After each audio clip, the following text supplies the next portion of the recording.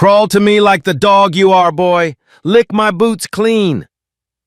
Derek Stone's massive frame towers over Marcus Johnson in Riverside Correctional Facility's yard. His steel-toed boot kicks Marcus's book, pages scattering like broken dreams. 200 inmates circle them. Derek grabs Marcus's collar, slamming him against concrete. Blood trickles from Marcus's split lip. "Look at this worthless piece of shit," Derek spits, his Aryan Brotherhood tattoos rippling. "A college boy thinks he's better than us." He forces Marcus's face toward his filthy boots. "Lick them, now, while everyone watches." Marcus trembles, whispering, "Please, just let me do my time." The crowd roars with laughter. Derek's crew pounds their chests, but none of them notice the way Marcus positioned his feet, the slight bend in his knees, the careful way he kept his hands free despite appearing helpless. Derek Stone had absolutely no idea what kind of man he was humiliating. Have you ever pushed someone so far that you accidentally woke up something you never knew existed? Riverside Correctional Facility sits like a concrete cancer in the heart of Pennsylvania.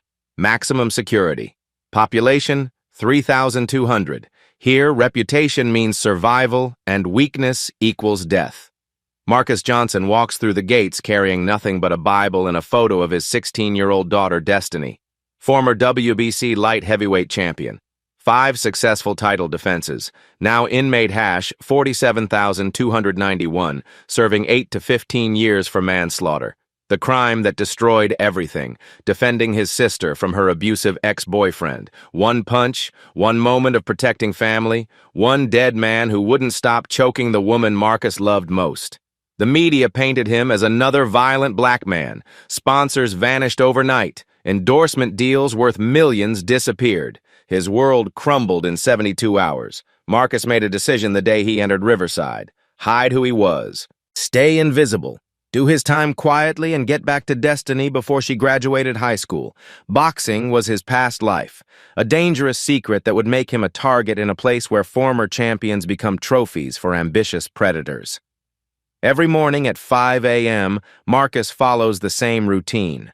Silent breakfast with eyes down, library work detail, organizing legal books for inmates filing appeals, lunch alone in the corner, recreation time spent reading instead of lifting weights, evening lockdown by 9 p.m. He's mastered the art of invisibility in a place where standing out gets you killed.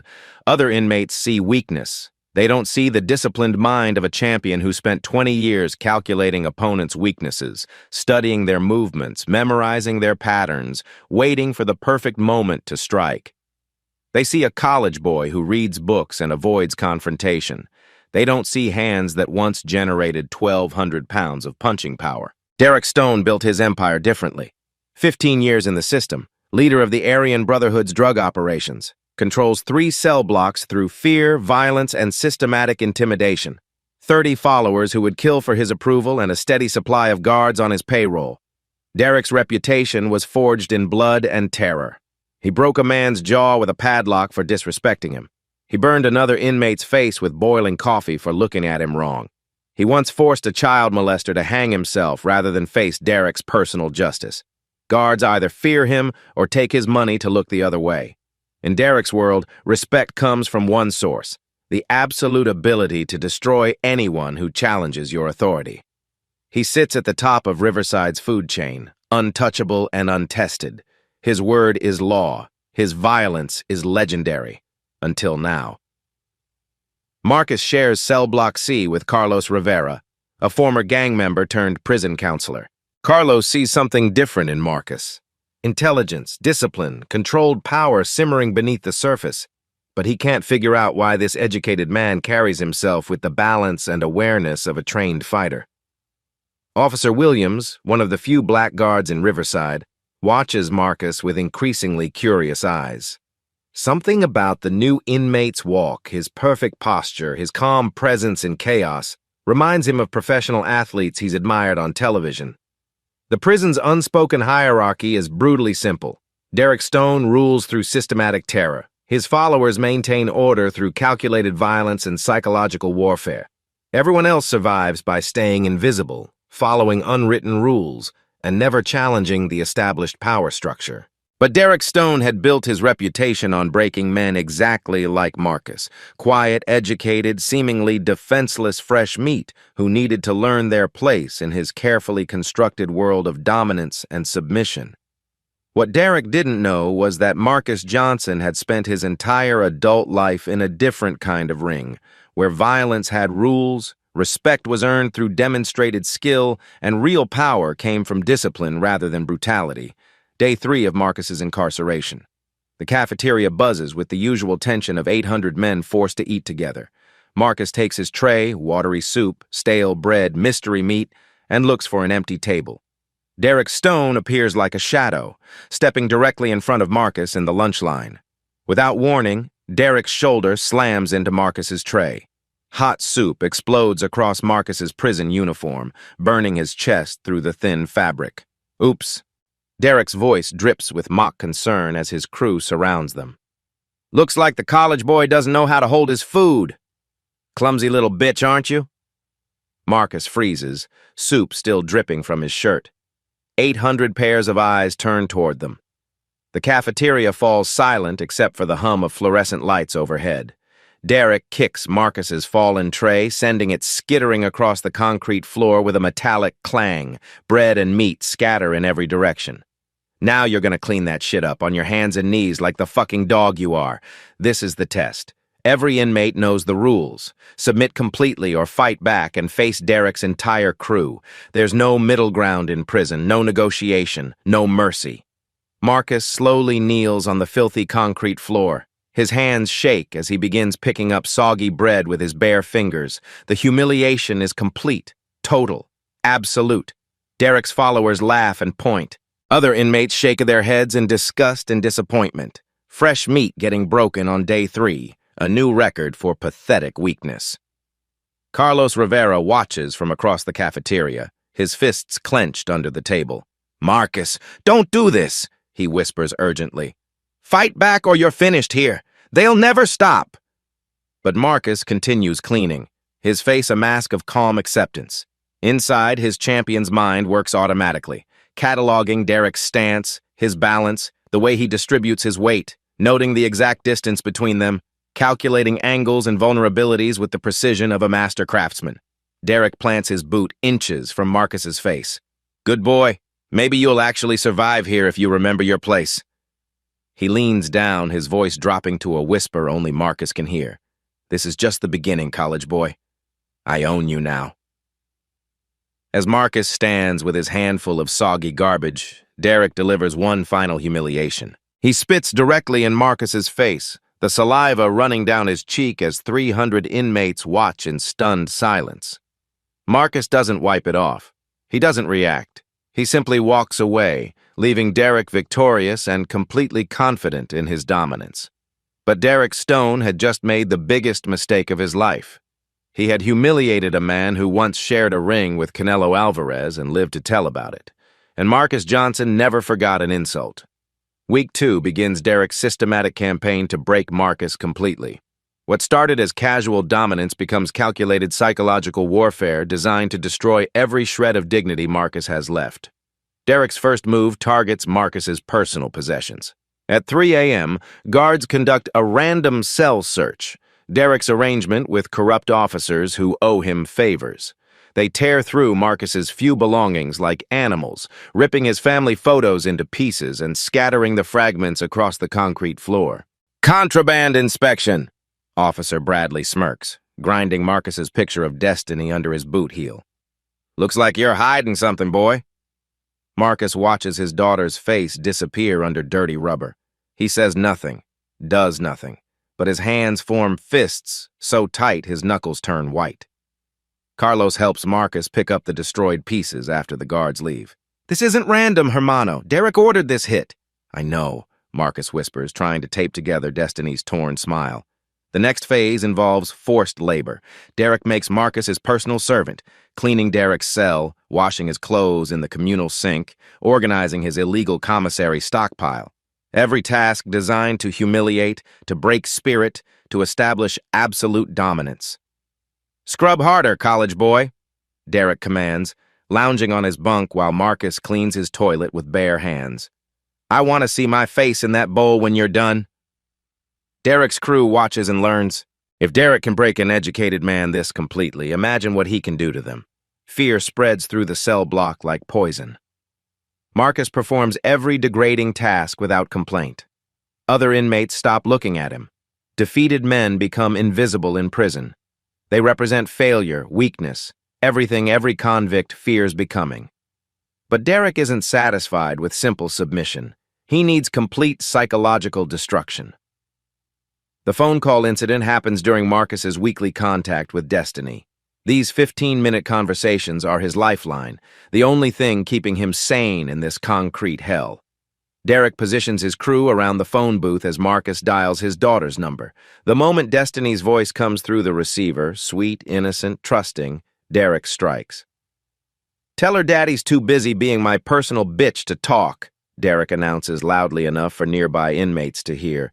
His crew laughs like hyenas, feeding off their leader's cruelty. Marcus's hand trembles on the receiver. "Daddy?" Destiny's voice sounds worried. "Is everything okay? You sound different." Derek steps closer, his breath hot against Marcus's neck. "Hang up now, or I'll tell her exactly what kind of man her daddy really is." For the first time since entering Riverside, Marcus's voice cracks. "Baby girl, I have to go. Something came up. But we just started talking. I had so much to tell you about school and—" "I'm sorry, sweetheart. I'm so sorry." Marcus hangs up, his daughter's confused voice echoing in his memory. Derek's grin spreads across his face like an infected wound. "Family time's over, bitch. From now on, you talk to who I say when I say." That night, Marcus lies in his bunk staring at the ceiling. Carlos pretends to sleep but watches his cellmate carefully. For the first time, he sees Marcus's hands moving, not randomly but with purpose. Shadowboxing, combinations, footwork patterns practiced in the space between his narrow bed and the concrete wall. Derek's perspective reveals his psychological strategy.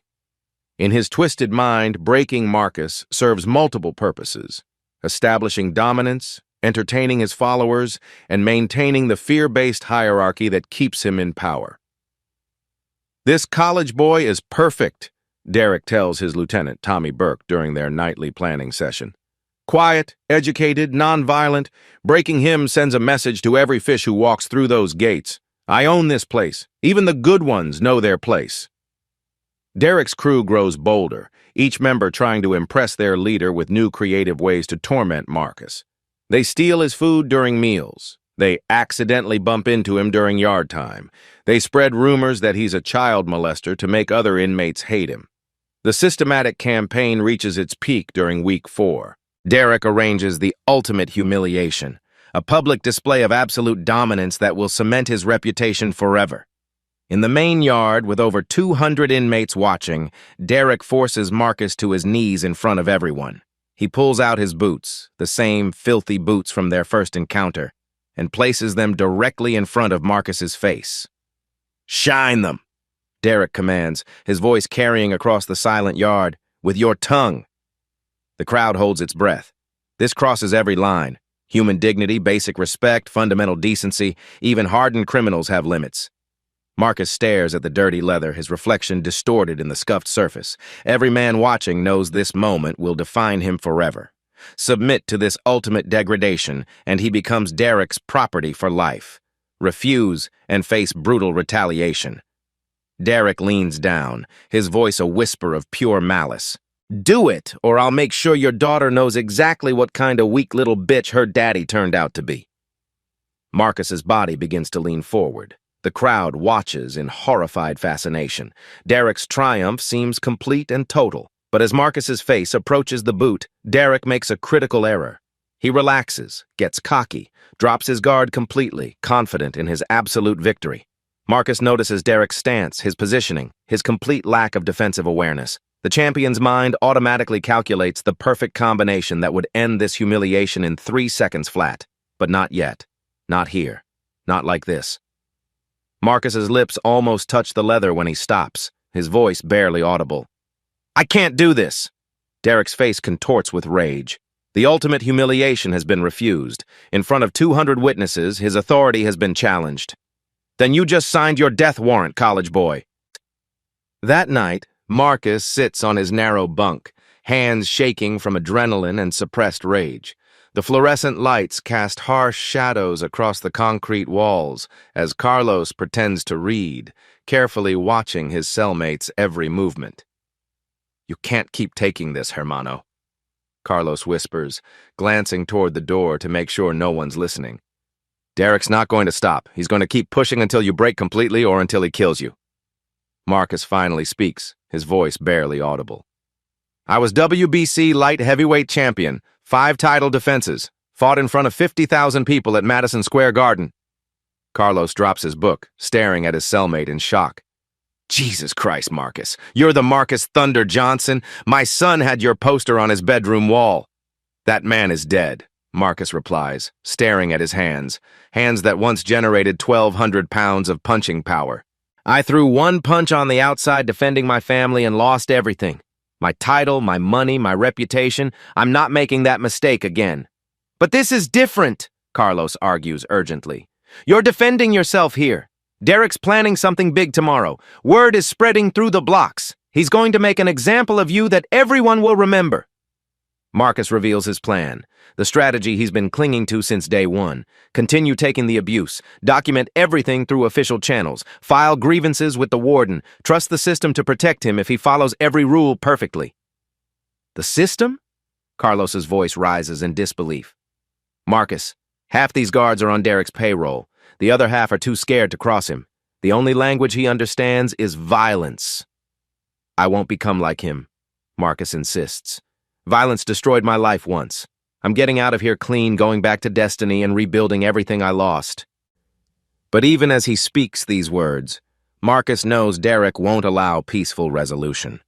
Tomorrow will bring another escalation, another test, another step toward the inevitable confrontation that will define the rest of his time at Riverside. Carlos watches Marcus's hands unconsciously form fighting combinations under the thin blanket. Muscle memory from 20 years in professional rings. The champion's body remembers what his mind refuses to accept. "Sometimes," Carlos whispers, "the system forces you to become what you swore you'd never be again." Outside their cell, Derek Stone finalizes his plan for tomorrow's ultimate humiliation. Recreation time, 2 p.m. The prison yard fills with inmates eager for their daily escape from concrete cells. Derek Stone has spent the morning spreading word through every block. Today's entertainment would be legendary. Marcus walks into the yard carrying his usual book, trying to maintain the routine that's kept him invisible for weeks. But today feels different. Inmates cluster in small groups, whispering and pointing in his direction. Something deadly is building in the afternoon heat. Derek emerges from the wait area surrounded by his crew, 30 followers hungry for blood and validation. In his right hand, barely concealed beneath a torn t-shirt, he grips a makeshift shiv carved from a toothbrush handle and sharpened to razor precision on concrete walls. "Ladies and gentlemen," Derek announces, his voice carrying across the entire yard like a ringside announcer. "Today we're going to teach our college boy about respect, about knowing your place in the natural order of things." Inmates abandon their activities immediately. Basketball games stop mid-shot.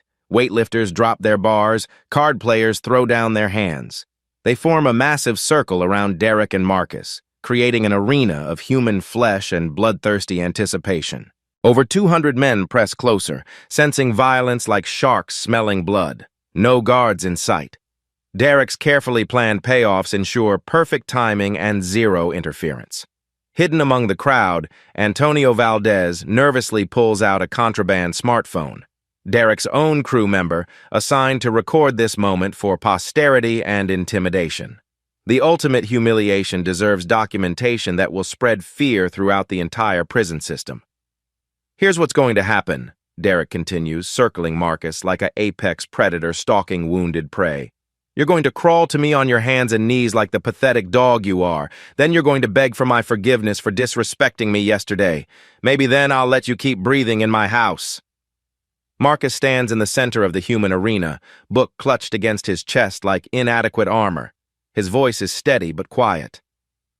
"I don't want any trouble, Derek. I just want to do my time and go home to my daughter." "Wrong fucking answer, college boy." Derek's civilized mask slips completely, revealing pure racial hatred underneath. You think you're better than us with your education and your quiet little act. Time to learn what happens to uppity boys who forget their place in my world. The crowd grows restless, sensing the approaching violence they've been promised. In prison, entertainment comes in one brutal form, watching the strong destroy the weak. Derek has built his reputation on delivering spectacular shows, and today promises to be his masterpiece.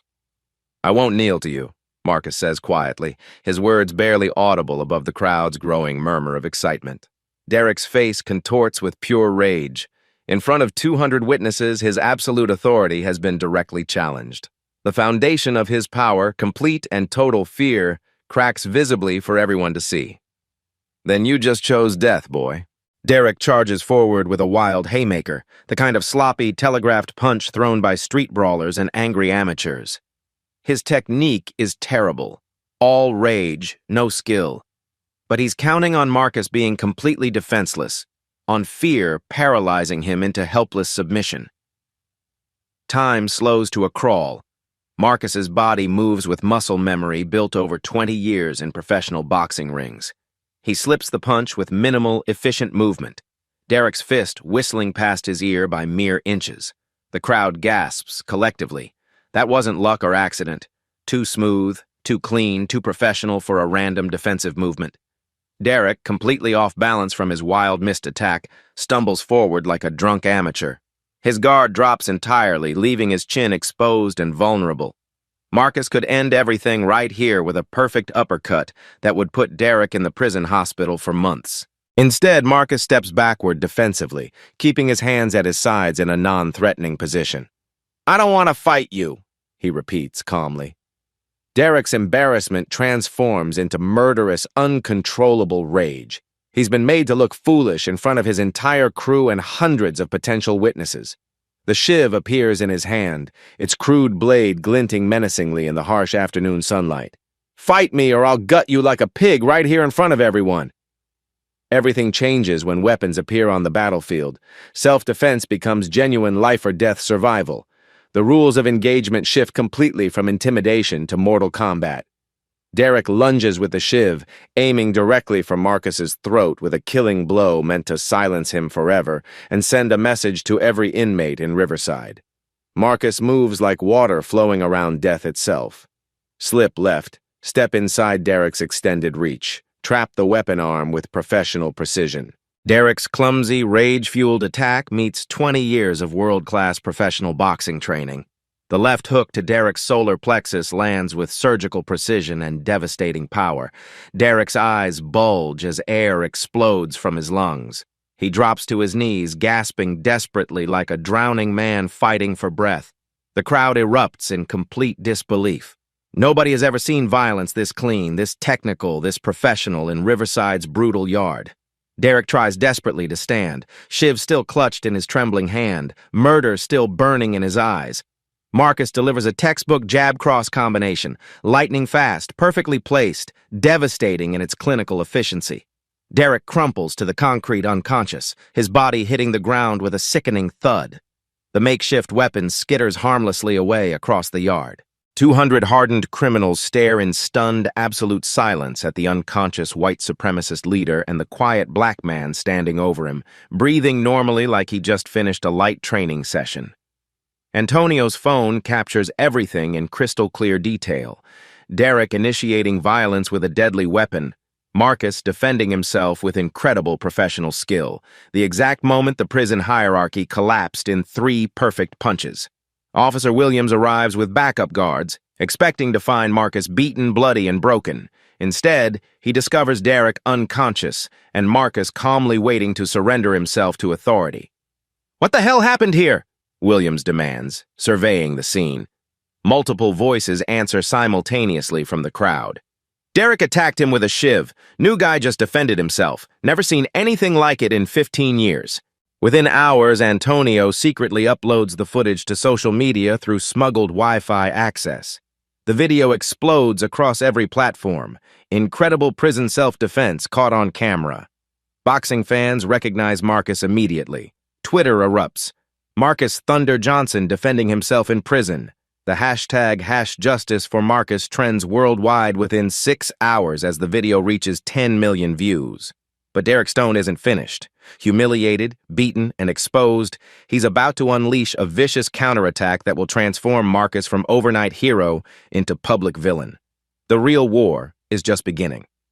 Derek Stone wakes up in the prison infirmary with a splitting headache, 3 cracked ribs, and a concussion that makes the fluorescent lights feel like daggers in his skull. But the physical pain is nothing compared to the humiliation burning in his chest. His brother Tommy Stone receives the call at 3 a.m. from Derek's prison contact. Within hours, Tommy's white nationalist website erupts with a carefully crafted narrative designed to destroy Marcus Johnson's newfound hero status. Violent black criminal attacks defenseless white inmate in racially motivated prison assault. Screams across Tommy's homepage, complete with edited video clips that remove all context.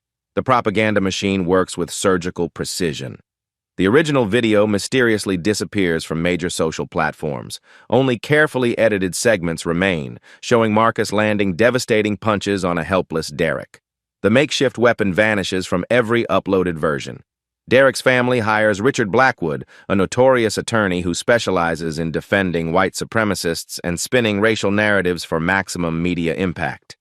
Blackwood's reputation was built on transforming obvious criminals into sympathetic victims. Within 48 hours of the fight, Marcus faces a legal nightmare that threatens to destroy any hope of early release.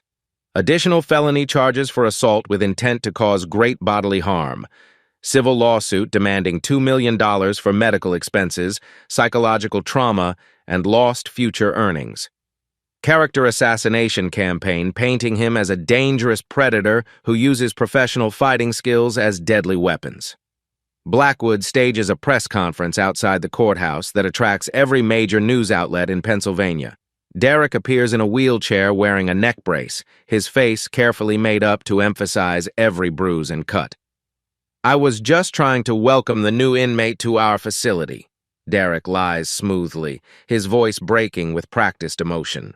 "I suffer from PTSD from my childhood abuse, and when he attacked me without warning, I couldn't defend myself properly." Blackwood steps forward, his expensive suit and silver hair lending authority to every calculated word. "My client weighed 180 pounds at the time of this vicious assault. Mr. Johnson is a professional boxer weighing 220 pounds with documented knockout power. This wasn't self-defense. This was attempted murder using hands trained as lethal weapons." The media manipulation campaign operates with military precision. Conservative outlets run headlines like "Professional Fighter Terrorizes Prison," while liberal publications struggle to defend violence they can't fully understand without crucial context. Social media explodes with competing narratives. #JusticeForDerek trends alongside #JusticeForMarcus as edited videos flood every platform. Public opinion shifts dramatically when people see only Marcus's devastating punches without Derek's weapon or racial threats. "He could have just restrained the smaller man," becomes the dominant narrative across news networks. "Professional fighters shouldn't be housed with general population inmates," echoes through congressional hearings on prison violence. Prison administration faces intense media scrutiny and potential federal lawsuits. Warden Patricia Hayes, desperate to avoid federal intervention, makes Marcus the perfect scapegoat for systemic failures. "We're launching a comprehensive investigation into how a professional fighter with violent tendencies was improperly classified in the general population," Hayes announces during her own press conference. "This represents a complete failure of our inmate assessment protocols."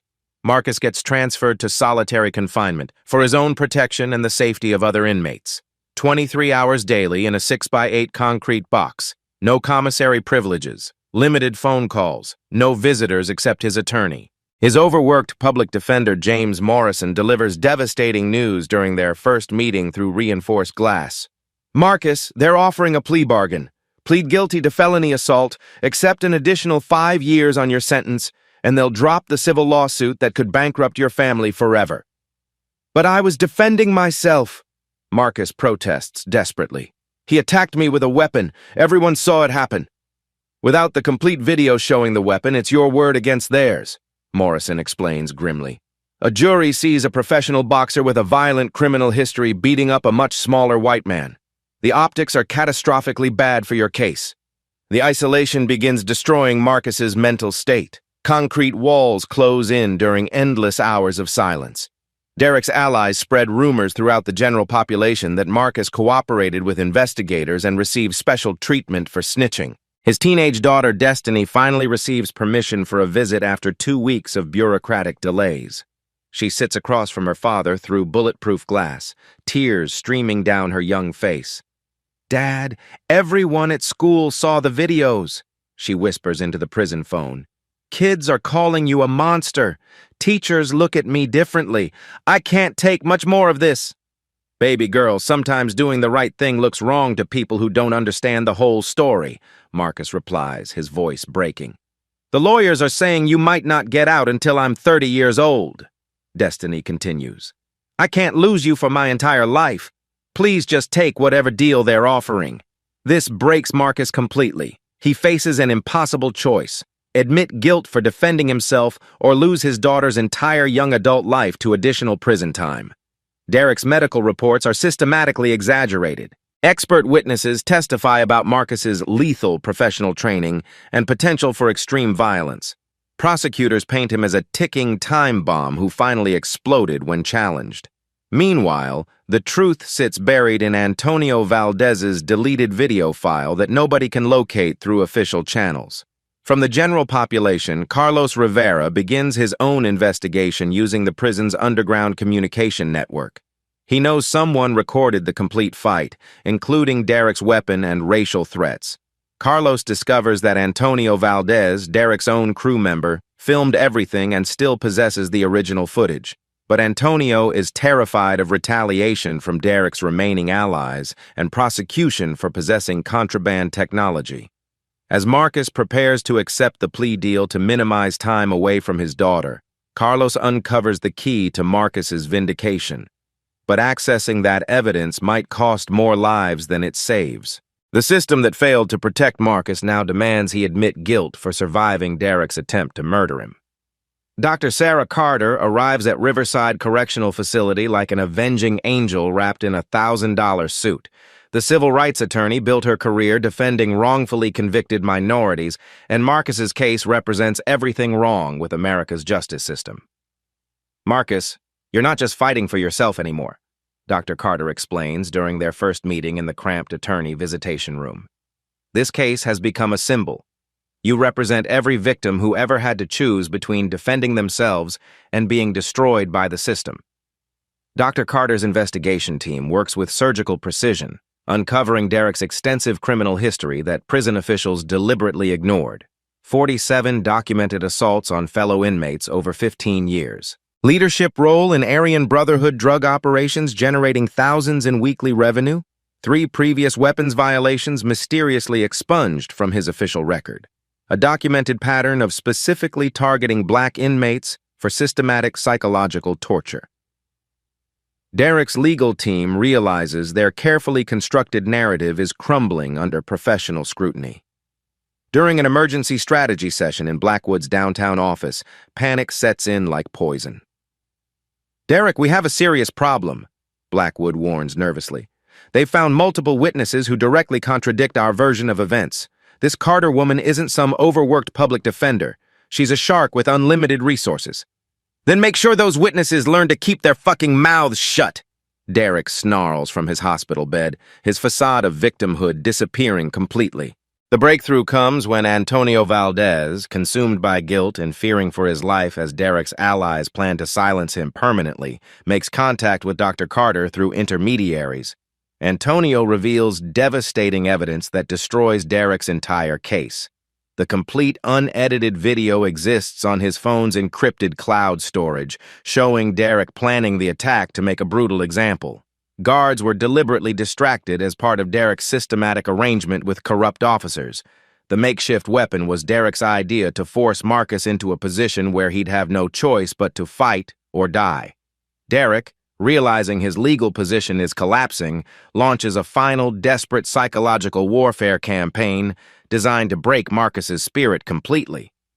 Using his extensive criminal network outside prison walls, Derek orchestrates a vicious campaign to destroy everyone Marcus loves. Phone harassment begins immediately. Derek's associates call Marcus's teenage daughter with graphic death threats, describing in horrifying detail what they'll do to her when Marcus can't protect her anymore. Character assassination follows swiftly.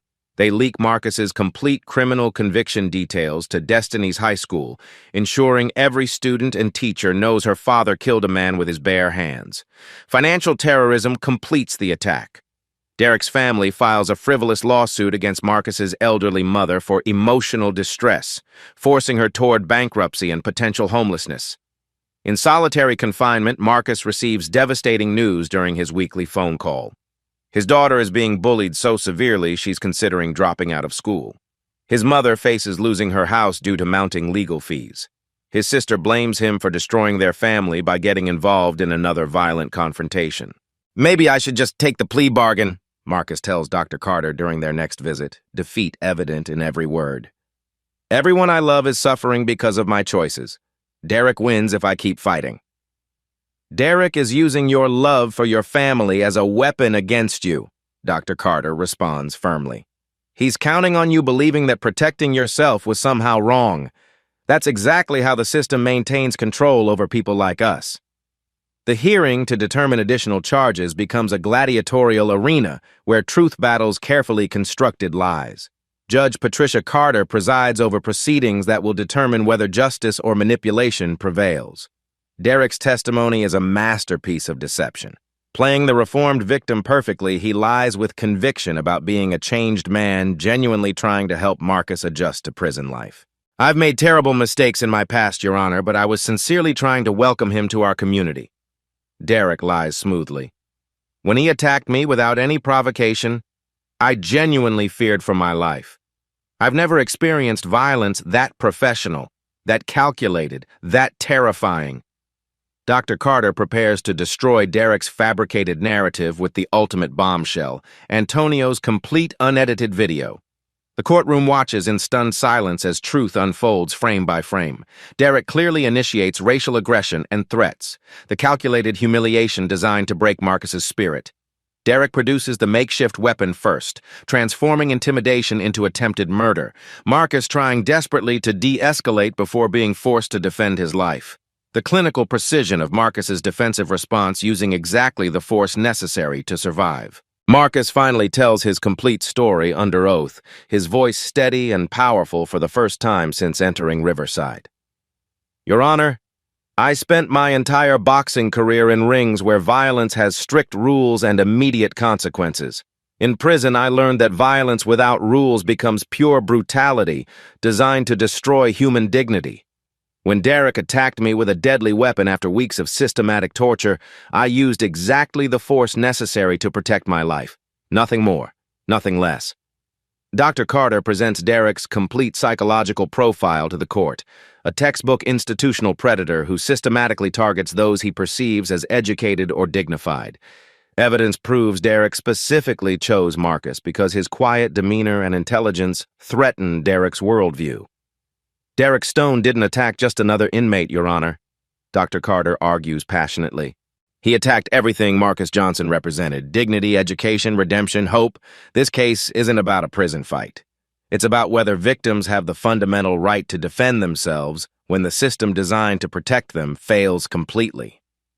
Faced with overwhelming evidence and Antonio's devastating testimony, Derek's carefully maintained facade finally cracks under pressure. In a moment of uncontrollable rage, he reveals his true character to everyone present. "You people don't understand anything!" Derek explodes, jumping from his wheelchair in fury. "Animals like him don't belong in civilized places. I was maintaining natural order." Judge Carter's gavel falls like thunder. "Mr. Stone, your idea of natural order appears to involve terrorizing fellow human beings. This court sees clearly who the real predator is in this case. All additional charges against Marcus are immediately dropped. Derek faces new felony charges for assault with a deadly weapon, witness intimidation, and perjury. The civil lawsuit is dismissed with prejudice, and Derek's family ordered to pay Marcus's legal fees. As Marcus walks out of the courthouse vindicated, hundreds of supporters cheer his victory. But the real triumph is personal. His daughter Destiny runs into his arms for the first time in months, whispering, "I'm proud of you for fighting back the right way, Daddy." Derek Stone's transfer to ADX Florence Supermax facility happens under maximum security escort.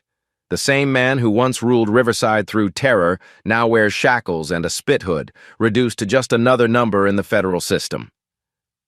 At Florence, Derek discovers that his reputation preceded him, but not in the way he expected.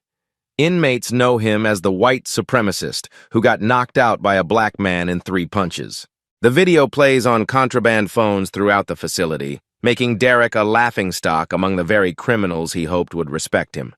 His cell neighbors include actual terrorists and cartel leaders who viewed Derek as a pathetic wannabe who couldn't even maintain control over his own prison yard.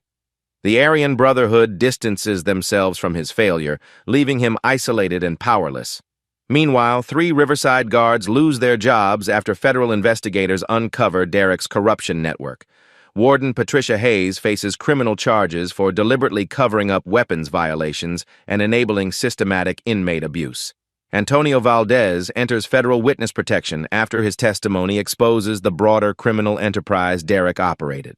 Marcus's return to Riverside's general population transforms everything. Inmates who once avoided him now approach with genuine respect, not as a target, but as someone who stood up to institutional brutality and won through skill rather than rage.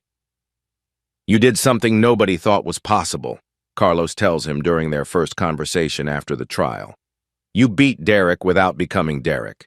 You proved that real strength doesn't come from hurting people." Marcus establishes a revolutionary self-defense program within Riverside's walls, teaching inmates proper defensive techniques that protect them without resorting to brutal violence. His classes fill immediately with men desperate to learn alternatives to the savage combat they've known their entire lives. "Real power isn't about having the ability to hurt someone," Marcus explains to his first class of 20 inmates. "It's about having that power and choosing not to use it unless you absolutely have no other choice for survival." The viral movement spreads far beyond prison walls. #Stand Up Like Marcus evolves into a global phenomenon promoting intelligent self-defense over mindless aggression. Community centers across America report record enrollment in legitimate self-defense programs. Boxing gyms nationwide offer free training to at-risk youth with Marcus's message, "Learn to defend yourself with dignity intact." Professional fighters donate time and equipment inspired by Marcus's example of controlled power. Prison reform advocates use Marcus's case as irrefutable evidence of systemic problems requiring immediate congressional attention. His story becomes the centerpiece of federal hearings examining inmate protection failures and administrative corruption. The Marcus Johnson Prison Safety Act advances through Congress with unprecedented bipartisan support. The legislation mandates comprehensive reporting of inmate violence, camera surveillance in all common areas, and federal protection for inmates who report abuse without fear of retaliation. Marcus receives early release consideration due to his exemplary conduct and the documented injustice he suffered. Legal experts predict his original manslaughter conviction will be reduced to time served based on new evidence about the purely defensive nature of his original incident protecting his sister.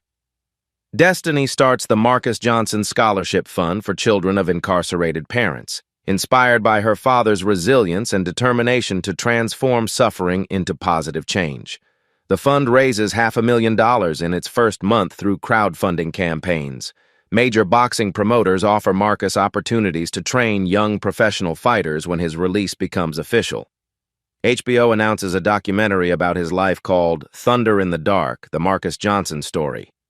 Marcus's elderly mother recovers her house after supporters raise $500,000 in 48 hours, proving that justice sometimes comes from unexpected directions. Derek's final scene takes place in Florence's sterile cafeteria. He sits alone at a metal table, no longer the feared predator, but just another forgotten inmate wearing orange. His Aryan Brotherhood tattoos mark him as a failed leader rather than a symbol of power. The cafeteria television broadcasts news coverage of Marcus's early release hearing. Derek watches through swollen eyes as his former victim receives standing ovations from supporters who traveled hundreds of miles to witness justice. Marcus's closing statement during his final prison interview defines the transformation that saved his soul. "I spent 20 years learning how to knock people down in boxing rings. prison taught me something infinitely more valuable: how to stand up for yourself without losing your humanity in the process. His words echo through concrete corridors where broken men dream of redemption and second chances. 6 months later, Marcus Johnson walks through Riverside's gates as a free man. The same concrete walls that once imprisoned him now stand behind him like a conquered mountain. Hundreds of supporters line the street: former inmates, boxing fans, civil rights advocates, and families touched by his story. His daughter Destiny runs into his arms, 17 years old and stronger for having watched her father fight the right way. "Dad, I'm proud of you for fighting back," she whispers against his shoulder. "But I'm proud that you never lost who you really are." Thunder's Gym opens 3 months later in Marcus's old neighborhood, a converted warehouse where broken dreams get rebuilt through discipline and hope. The waiting list for free self-defense classes stretches 6 months as parents desperate to protect their children flock to learn from the man who proved skill defeats brutality. Marcus's prison program spreads to 47 correctional facilities across 12 states. Recidivism rates drop 23% among participants who learn what Marcus calls defensive discipline, protecting yourself without destroying your soul. Standing Up, the Marcus Johnson story wins the Academy Award for Best Documentary.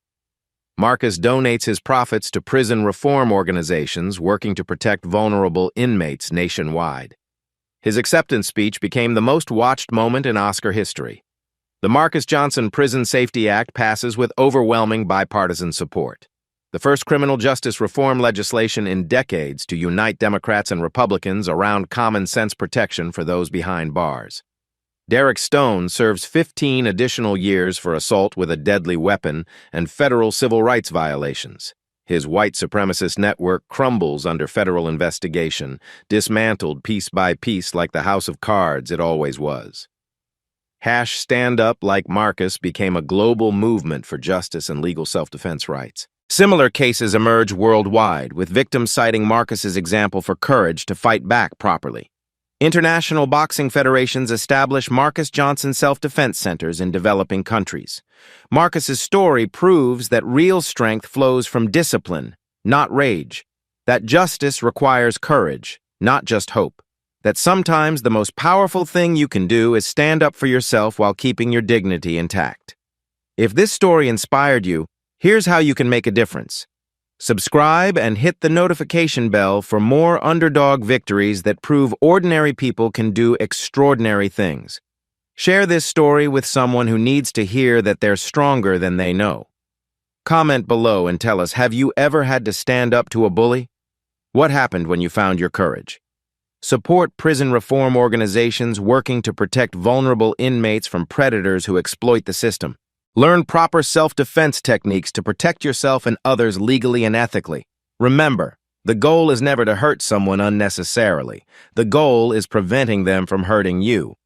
The video ends with Marcus teaching Destiny basic defensive moves in their backyard.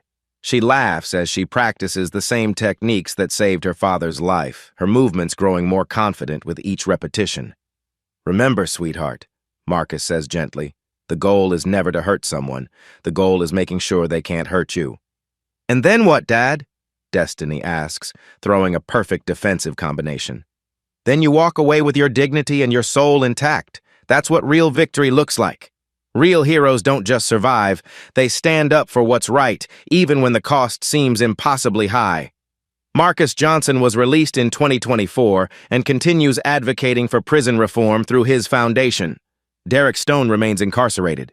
No inmates have been attacked in Marcus's former prison since comprehensive reforms were implemented. If you or someone you know faces bullying or abuse, remember, you have the fundamental right to defend yourself. Learn how to do it safely, legally, and ethically.